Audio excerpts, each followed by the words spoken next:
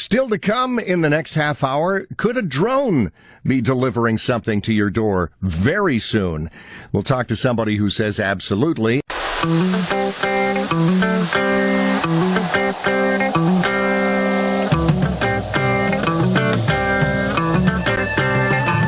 Now, more with Tim Dennis. Niagara in the morning on News Talk 610 CKTB. Good morning, 7:37 on the clock. Thursday, the 2nd of April on the calendar.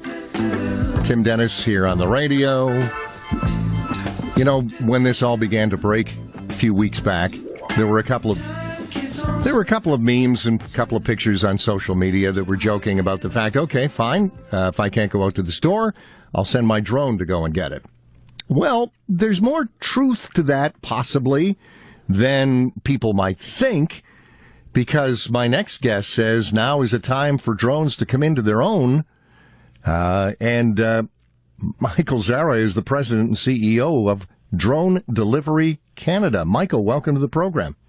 Good morning. Thanks for having me on. Take me back to the beginning of your company. I mean, this is long before any of this hit. How did drone delivery come about? The company started about 6 years ago, and really the focus was to work with the government to bring infrastructure to do deliveries to remote communities and Indigenous communities who are typically cut off and as a result have poor health care and other services. So that's where the company started 6 years ago. And then we developed the technology, got regulatory approval, and now we're commercially operating. Yeah, I hadn't even thought about that until you mentioned it, and shame on me. I mean, there are remote communities, Indigenous communities, northern communities that rely on like a once-a-week flight or a once-a-month flight bringing supplies in, and drones could probably alleviate some of that. What kind of drones are we talking about here, Michael? Because to a lot of people, you say the word drone, and their mental picture is, you know, something the size of something you would buy from the source or, you know, an Amazon to go up and take pictures of their neighborhood. Right. So our drones are obviously very different, very commercial and larger. We focus on medium to heavyweight payloads with our cargo. So the smallest drone is the Sparrow. It will handle a range of about 30 kilometers and 4.5 kilograms of payload, which is about 10 pounds.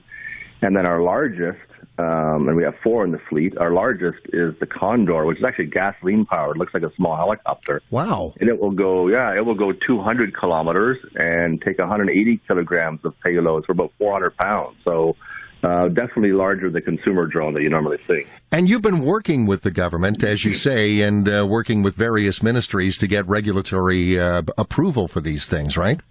So we are approved by Transport Canada, who regulates the airspace to fly. We're currently working with the government to encourage them to adopt drones for remote communities, specifically the COVID-19. A lot of these communities, especially Indigenous communities, are completely isolating themselves to prevent the spread into their community. And now, as a result, they don't really have a supply chain path for medical supplies or safety equipment or even food. So drones are actually a perfect use case right now. Have you been able to start to do just that? Have you been able to transport blood samples to labs and, supplies to remote communities? So I would say the medical applications are the ones that seem to get the most traction. Mm-hmm. They resonate well with the community and with the government, obviously, and it's a good fit for what we do. So we have done projects where we've moved blood samples and blood tests, and we could do temperature control of the cargo, which is important. We've also done a project in Peel Region, just in the Mississauga area near Toronto, where we had a drone with a defibrillator. So if somebody's having a cardiac arrest or a heart attack in the field, in a rural community, we can often get there faster than an ambulance. And, a few minutes when you're having a heart attack makes all the difference. We've done quite a few projects in the medical space. What is you talk about the largest one that's delivering major big supplies to things. What's the range on something like that, Michael? So it will go 200 kilometers at 120 kilometers an hour, and it'll take 180 kilograms or 400 pounds of cargo. That's an awful lot. Now, have people been coming to you? Has the government coming to you? Have communities been coming to you? We have had a number of First Nations communities as well as healthcare providers across the country come to us with some dire needs, and we're presenting those to the government, and we're encouraging the government to provide some funding to these communities so they can get up and running with the system, because in some cases they're completely isolated intentionally to prevent the virus coming into the community, and now they're cut off from supplies. So we're pushing the government to realize that this is a perfect use case and they need to act immediately. Before all of this happened, Michael, the company was, we may not have even heard of what you were doing, and we're now hearing about it.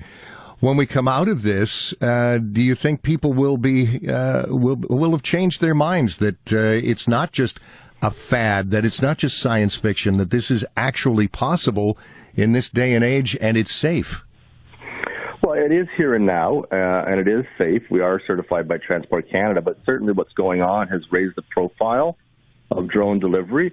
Again, it's a perfect use case because if you want to limit person-to-person contact, if you have remote access difficulties to get to a community, if time is of the essence to get supplies in and out, this is a perfect use case. So it certainly raised the profile of the industry and of our company. Would it be not feasible? Would it be more difficult to do it in a much more urban setting? Because a lot of people have talked about the possibility of, in a few years having Amazon deliver their packages and Canada Post using drones and those kinds of things. Is that still way off down the road in terms of urban use? We are operating in suburban areas, mostly business-to-business, B2B applications. It will come where you have, delivery to your home. It's not quite there yet based on the regulatory environment.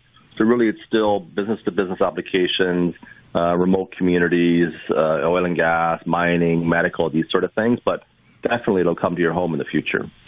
Michael, thanks for coming into our homes this morning. This is great. Thanks for this. Thanks for having me. Take care. Michael Zara is the president and CEO of Drone Delivery Canada.